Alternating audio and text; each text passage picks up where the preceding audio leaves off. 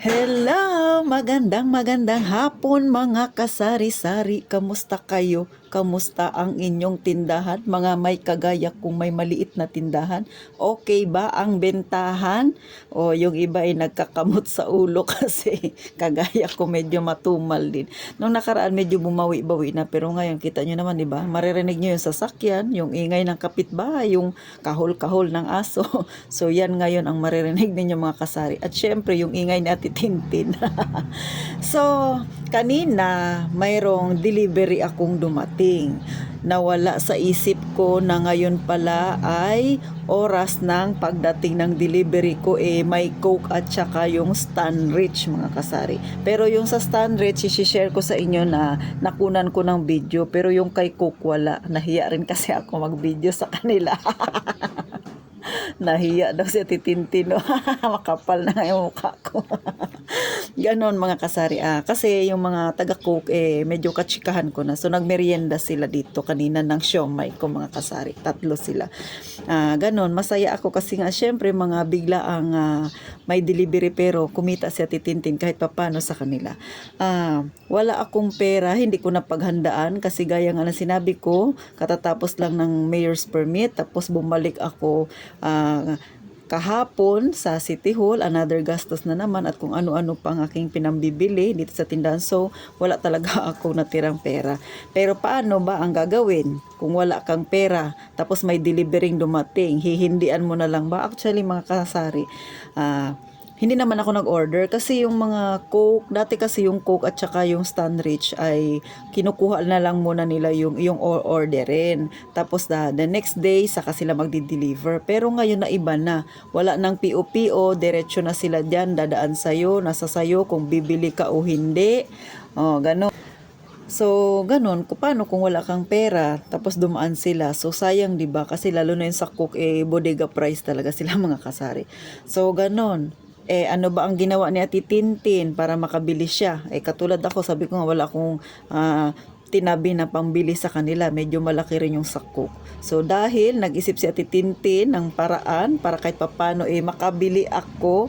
So, ito na nga, i-share ko na sa inyo mga kasari ha. Yung sa Stanrich nakunan ko ng ng video pero yung sa Coke wala. Yun dumating. So ang ginawa ko, syempre wala pa naman akong GCash na customer, o di ba? So pinakialaman ko muna yung aking pera sa GCash. Pero mga kasari, syempre papalitan ko yan ng aking benta ngayong maghapon. Mamaya pag nagtotal na ako sa gabi, syempre sisingilin niya ni GCash. So babayaran ko siya. Pero hindi ko kunwari 1,000 yung hiniram ko kay GCash na pera. Ang gagawin ko, yung 500 muna yung babayaran ko. So yung 500 bukas na, hindi ko siya binibigla para may pambili pa rin ako ng iba kong kailangan bukas pag ako ay pupunta ng palengke. O di ba kasi nga mayroon akong siomai. So ganun mga kasari, ikot-ikot lang ang pera ni Ate Tintin dahil tayo ay mahirap masang-masa. Wala tayong kapital na malaki. Tawang-tawa na naman sa Titintin kasi nga sinishare ko lang sa inyo mga kasari kung ano yung style ko. Syempre wala pa naman akong ganun kalaki na pera na hawak. So dahil wala pa si GCash ngayon, medyo matamlay si GCash o kaya si load, o diba? Kasi yung aking benta na load mga kasari ay hiwalay yan sa tindahan. Hiwalay si load, hiwalay si GCash. So si GCash ay medyo malaki ang aking pondo kasi nga medyo malaki ang kailangan kapital dyan. Then si load ay medyo may malaki rin akong pondo kasi nga nakabawi na si Ate Tintin. So hinila ko muna yung pondo ko kay GCash, nang hiram muna ako kay GCash ko para itapal doon sa aking binili sa may Coke kanina na nag-deliver sila. So yung benta ko ngayong maghapon hanggang mamayang gabi, yun yung aking ibibigay, itatapal ko doon sa aking nahiram na pera sa GCash ko. So okay ba? Alangan naman lampasan lang ako ni Coke, di ba? Sayang din mga kasari kasi nga hindi na ako mahihirapan pa. Yung bigat-bigat kaya ng ng isang case niya na Coke, 1.5. Tapos may mismo pa. O, di ba mga kasari? So, ganon. At saka, syempre, nag-try din ako. Ito kasi wala ako nito. So, nag-try din ako nito. Ewan ko kung masarap ito mga kasari. O, di ba? O, bigat-bigat yan. Bibit-bitin ko. Tagi isang case. O, di ba mga kasari? So, ganon. Ganon ang style ni Ate Tintin. Pagka may bigla ang mga delivery, tapos wala talaga akong pera sa tindahan. So, ang ginagawa ko, hinihiram ko muna yung pera ko kay Load o kaya kay GCash. So, papalitan ko yan siya. Mamayang gabi, pag nag-overall total na ako, syempre, ilalabas ko yung puhunan. Tapos, ganon ang style na Titintin. O, sana ay may nakuha kayo ha, na technique na Titintin. So, ito na nga si Stanrich nag-deliver na mga kasari. So, ito na mga kasari. Oh. Maliit lang naman. 573 pero kasi yun nga nauna na kanina yung coke na binayaran ko, so yan na siya 573. Naantay ko na lang yung magbibigay nito mga kasari. So prepared tayo mga kasari ng ating ipambabayad sa kanila. So okay naman. So ito lang siya kasi nga nung nakaraan nakapamili na ako. Sabi ko nga sa inyo, araw-araw akong namimili. So, ayan, inaantay ko na lang mga kasari, papunta na sila. Nag-aayos na lang ng paninda na kanilang i-deliver sa akin. Yung sasakyan nila ay nandyan sa gilid nakapark. So, kita nyo naman ang itsura ng tindahan ni Ate Tintin. O, diba? Pangmasa talaga ang aking itsura ng tindahan. So, ayan na. O, ayan. Sama ka sa vlog ko dyan. Magbilang ka na. Ay, ganun daw. O, sige, diretso lang. 2 birds tree. O, ayan. Oh, tapos giniling, 2. Sige lapag. 2 giniling. Ilang gramo? 150. Yan lang naman yung giniling 150. 2. Tsaka yung isa yung maliit. Yan, 2. 2. Yan. Tapos, 2 laki 7,150. Yan.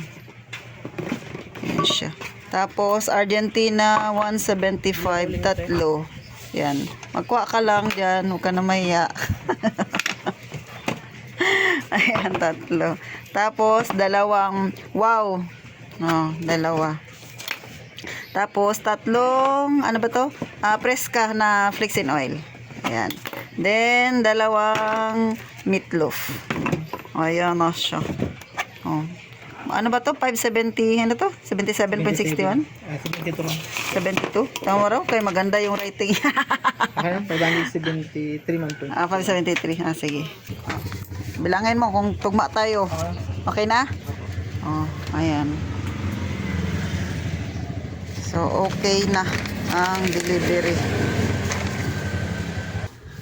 Ayan. So, ayan. Tapos na mga kasari ang delivery ni Ate Tintin. O, kita nyo na lang. Pakita ko na lang tindahan ko sa inyo mga kasari. Diretso na.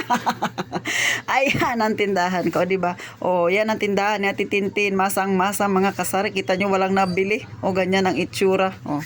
So, sa labas, ayan. Mga uling-uling dyan. At saka, may tubig pa ako. So, ito yung aking siomay. So, ganyan mga kasari. O.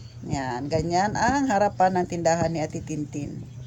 So, ayan, kung nakita ninyo, medyo nahihiya-hiya pa yung tauhan ni Stanrich. 2 yan sila, hindi ko na nakuna ng video kanina yung isa.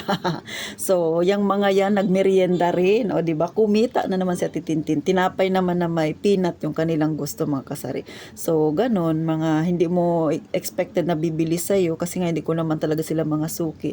So, hatak din, sayang din ang benta. Katulad ng mga nagdi-deliver na mga ano ba yun, mga Flash, mga GTI na yan, mga kung ano-ano yung mga rider na delivery.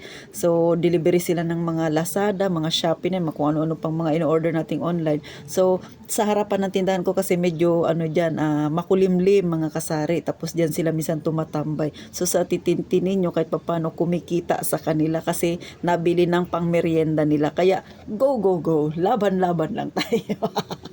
So, ganon mga kasari ha. Syempre, na-share ko lang yan sa inyo kasi nga marami sa atin na medyo talagang malungkot kasi pagpasok ng bagong taon talagang walang pera mga tao, nagtitipid din.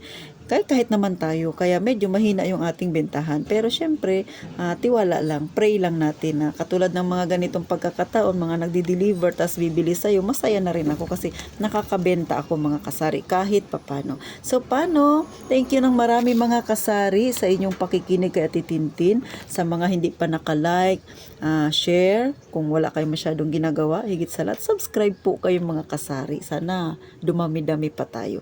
Magmaritesan tayo ng mga ganitong kapaki-pakinabang na topic. Kahit simple lang kung paano tayo natin mapapaikot yung ating munting tindahan. Kung paano tayo hihiram ng puhunan doon sa isa nating sideline, o di ba mga kasari? So paikot-ikot lang ating puhunan. So sinishare ko ito sa inyo, hindi para iburit-burit o iyabang, hindi naman kayabang-yabang ito mga kasari. Ganon. Sana ay may nakuha kayong idea kahit papano mga kasari. So, ang puhunan ni tindahan talaga ay ganon. Paikot-ikot lang. Pero kahit papano, syempre, kumikita tayo at kahit papano nakaka-interest yung ating pera kahit nandyan lang. Kaya sa ilagay mo sa bangko, magkano lang ang interest niyan. Pero syempre, maigi rin yung mayroon tayong emergency fund sa bangko. Pero sa ngayon na ang ating pera ay talagang sakto-sakto lang, paikutin natin ang paikutin mga kasari. So thank you po ng marami. At gaya ng lagi kong sinasabi mga kasari, lahat tayo mag-iingat palagi mga kasari.